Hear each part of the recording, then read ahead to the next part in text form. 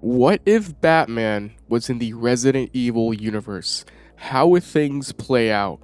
Batman, one of the most famous superheroes ever. Resident Evil, one of the most popular franchises ever. I'm surprised a video like this isn't out already. Resident Evil, for those that don't know the franchise, is a game series about, well, there's a lot to it, but in a nutshell, you play as a handful of different protagonists across the games and fight against the threat of bioterrorism. Bioorganic weapons caused by the Umbrella Corporation causes viral outbreaks, whether it be in a huge city or a village, creating a ton of monsters, zombies, giant crocodiles, and everything in between. There's just so much lore in the Resident Evil games that I just can't talk about it in this video, so if you care to learn more, just look it up on YouTube, and I'm sure you can find hours upon hours of lore. But I'm just going to assume you know enough, or you just want to watch a video. As of this video, there are 8 Resident Evil games out, with the 9th just being announced. But the Resident Evil world is filled with so much lore, so much depth that it got me wondering, what if Batman was in this universe? How would things play out? What would be his specific role? How would he be included in the story? Because I think both universes fit really well together, and I want to make a video about it.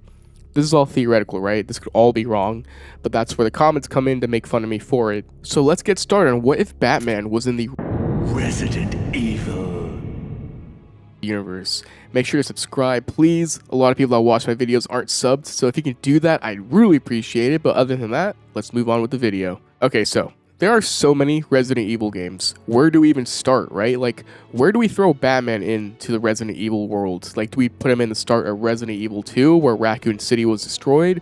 Or how about Resident Evil 4 with saving the president's daughter? I think while it would be cool to throw Batman into these stories, I think it's okay to put Batman right after the events of Resident Evil 8, the latest entry in the series at the time of this video. And let's also say that Gotham City and Batman exist in the Resident Evil world. Okay, just Batman, no other DC heroes. And as a timeline thing, I would say that Batman starts his career relatively early on around the events of Resident Evil 8. For this video, I will say that Batman has been Batman for at least 2 to 3 years at the time of the events of Resident Evil 8. As a setting and time placement, I think this works because that way it would maybe make sense as to why Batman did not intervene in previous Resident Evil games and so on. And it makes sense with this theoretical story I'm about to talk about. So, Batman. He's protecting Gotham City, right? It would make sense for Batman to not intervene with, like, the BSAA from Resident Evil or even investigate things like Umbrella because it's not happening in Gotham per se. To compare it to the DC universe, the supernatural stuff of the DC universe is usually handled by the heroes of those supernatural stories like Constantine, I guess. Same thing applies here. Leon Kennedy, Chris Redfield, they take care of the supernatural element of the Resident Evil stuff. So Batman would just be handling his own things in Gotham while those guys do that. That is until the events of Resident Evil 7 and 8, where I think Batman would enter the fray. So quick context for the big baddies of the games. So in Resident Evil 8, the main villain of that game is an immortal being called Miranda. Miranda was from 1919, and after losing her daughter in that time period, she became infected with the mold in a nearby cave, which granted her vast knowledge and superhuman abilities, and she's the villain in the modern day time in-game of Resident Evil 8. Now I bring this up because she was given powers by the mold. Now the mold in the Resident Evil universe is a genus of fungus that when interacted with humans can turn them into bioorganic weapons, or BOWs for short. Bioweapons are classic in Resident Evil. They're all the crazy monsters and supernatural creatures you see in the games. Anyways, the mold was used to corrupt some humans and turn them into bioweapons, some of which include the Baker family from Resident Evil 7. The whole family became disgusting monsters that unfortunately got corrupted from the mold, and the main character in that game, Ethan, has to stop them. So here is where I add Batman. What if the mold got into Gotham City? Let's say the mold gets into Gotham around the same time the events of Resident Evil 8. A family in Gotham has been taken over by the mold, similar to the Baker family from Resident Evil 7, and Batman catches on and goes there to investigate.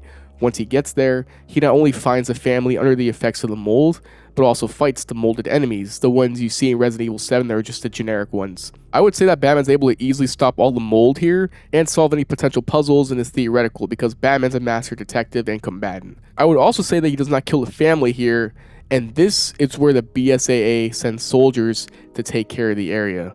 BSAA stands for the Bioterrorism Security Assessment Alliance from the Resident Evil universe, a team sanctioned by the United Nations to fight against bioweapons. These soldiers would see Batman standing near the taken down molded family, and the BSAA would tell him to move. Obviously, Batman wouldn't, and he would ask them who they are and what their plan is with the molded family. The soldiers in this hypothetical would tell him they're going to kill them. Batman, thinking he might be able to save them, will tell him that that's not happening and for them to leave Gotham while he deals with this alone. The soldiers would obviously not comply, and because of that, it would eventually lead to aggression where they try to force Batman out of the way, in which case, Batman would just beat the living hell out of them, knocking them out and taking the molded family away, and he would subdue them, taking them to a secret place to quarantine them and study them, keeping them locked up somewhere, take samples of the mold to try and understand what is going on with them. At this point, I would say that the events of Resident Evil 8 are starting to conclude. In that game, the source of the mold is destroyed along with Miranda. The place gets blown up to smithereens. Batman would then investigate that and realize that the source of the mold is gone along with the village in that game. But that wouldn't be enough for Batman. Batman would then realize that these BOWs could easily enter Gotham City again. And what does he do this time? I think at this point, he would study and research the major BOW events, perhaps from Resident Evils 1 through 6. Events like the Raccoon City incident, Leon Kennedy's involvement there. He would research Umbrella and how Umbrella played huge factors in the bioweapons, and also Chris Redfield. In fact, I think Chris Redfield would be the next person that Batman would go to and contact. And why, you may ask? Well, here's more context for that. In Resident Evil 8, Chris and his own team go to the village to investigate the mold. However, their team notices that the BSAA have also arrived for reasons they're unaware of. Now, Chris is still a part of the BSAA team in the Resident Evil world, but he kind of acts independently and takes unauthorized actions that aren't ordered by the BSAA. Like he takes his own team, Hound Team, in that game to investigate the village. So when these official BSAA agents arrive in that game, it just kind of catches him off guard. However, here's the interesting part. At the end of Resident Evil 8, Chris notices that some of the agents are bioweapons, the very things the BSAA are sworn to stop. This upsets Chris, to say the least, and at the end of the village, Chris plots a course for the BSAA HQ in Europe, demanding that someone has to pay. I think right here would be a really good place to have someone like Batman step in. Batman always wanted to be prepared, right? Sure, the mold is now gone and that threat in Gotham is no longer there, but what about other bioweapons? How to counter them? How to see them coming so that nobody else has to get hurt? I think Batman would first go after Chris Redfield now to get in contact with him because Chris just got out of the village incident alive. So Batman would leave Gotham and go find Chris Redfield. How does Batman find out where Chris is? Take your pick. Batman's a brilliant detective. He's a tracker, strategist. He will find Chris, and he'll find Chris in Europe at the BSAA headquarters since that's where Chris was going to last. Now, at this point, it's all pure speculation on what happens, right? No established game lore at this point, so just stay with me. Here, the headquarters will have learned about the interaction between Batman and their soldiers in Gotham City, and now see Batman as an opposition and a threat. Now, stopping here, there's one character I wanted to bring up. Rose Winters. In Resident Evil 8, Rose was like the central character in the game. She was the daughter of Ethan Winters, the main character of that game, who sacrificed himself to defeat the mold, saving his infant daughter and wife Mia in the process.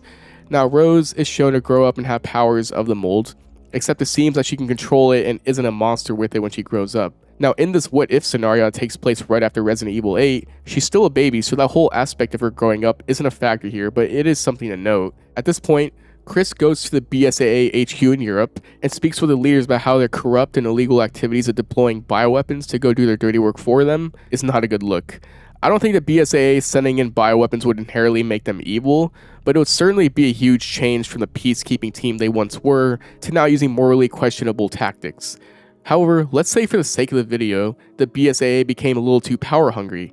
Let's say when Chris shows up, they tell Chris that he's been doing things without orders or that he needs to tell them of their actions. Chris will then tell them that they are now hardly any different from Umbrella, if not the same exact thing as Umbrella, and that doesn't just stop at one. They're going to use bioweapons to deal with any threat until it's out of their control, which Chris has seen far too many times.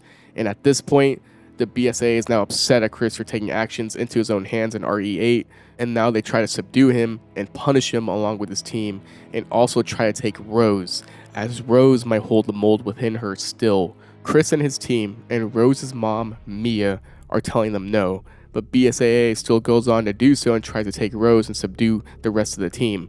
And as they're about to do that, I would say Batman then enters the picture, dropping in, and everyone then aims their weapons at him because Batman is a man dressed as a bat, and they also want him for interfering with their mission in Gotham City. Batman would tell them that he knows about the bioweapons they're sending out on these missions and tells them to shut it down. Batman, like Chris, realizes that situations like this are never going to turn out good. It's what turned Umbrella into the monstrosity corporation we view it as. It's how the Joker infected people in Batman Arkham Knight spiral out of control. Things like this never worked the way people wanted to. Obviously, the BSAA would not comply to Batman's demands. Chris, however, likely would listen to Batman's side. Being dumbfounded a guy in a batsuit just came out of nowhere and is talking, but he would agree with Batman's side more. The BSAA leaders then order for the soldiers to detain Batman, in which Batman would then fight back. He would knock out soldiers, and in the meantime, help Chris and his team to escape. During this entire fight, Batman would tell the BSAA that's not over, and vanish along Chris Redfield and his team, as well as Mia and Rose, and potentially the Batwing. At this point, Chris and Batman would talk to each other and learn about each other's pasts. Batman would tell him about the events that happened back in Gotham, and Chris would tell him about the events that happened in the Resident Evil 8 game. Batman would then realize that Rose might still have some of the mold within her, since in that game, it's shown that she is very special and holds the key for a lot of that game's storyline.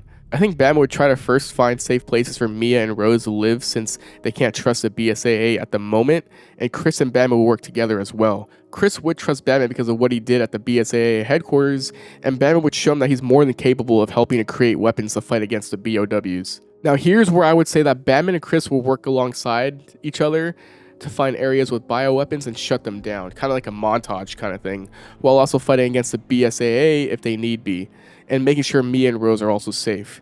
This is all fine and dandy, but this would all lead into the next game of Resident Evil 9 Requiem. This game was just announced during the time of this video, so again, all pure speculation for this already made up video, but in this reveal trailer that they showed, it shows victims being found dead with an unidentified disease, one being discovered at an abandoned government office.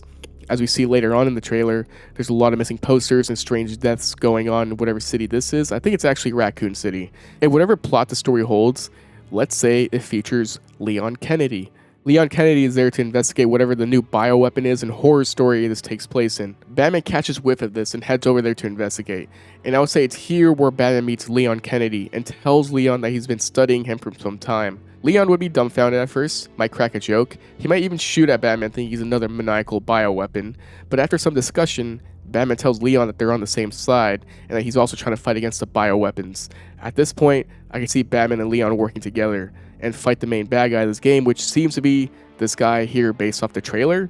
This could potentially be Batman's first encounter with a real bioweapon, potentially. Maybe the family he fought in Gotham weren't as strong as perhaps this guy, and now Batman sees what they're capable of. Now the only question is, would Batman kill these bioweapons, because they are technically people, but you can also argue that they were once a person and now they're just shells of their former selves and they're just not alive anymore. I don't know. I would say in this theoretical story, Leon would kill them to not make Batman the killer, but that is a philosophical question these stories could tackle. And after that, Batman would earn Leon's trust, and then at this point, the rest is up to you. I can keep going. Maybe the story would have Chris split up from Batman and deal with the BSAA by himself. Maybe Batman raises Rose to be a good-hearted person with her powers. Maybe he and Leon work more closely together. Maybe Batman tries to take down the BSAA bioweapons and Umbrella if it ever rises again. Batman by himself can't take a lot of these corporations down easily. There's just too many, and they're too spread apart that even Batman would struggle. But I think that Batman would fit excellently in the Resident Evil universe. Maybe it would be better to put him in like the Resident Evil 3 game to fight Nemesis or the giant monsters of Resident Evil 2, right? But I think putting him where the last game kind of left off makes it a bit more cohesive. That is what I think. I do think that Batman would fit really well into the world, but you let me know what you think about Batman being put in the Resident Evil universe. Was I wrong anywhere? Does anything make sense? Let me know what you think. But as always, leave a like, a sub, a comment, all that, man. I really appreciate it. Hope you enjoy the video, and I'll see you in the next video. Stay safe and peace.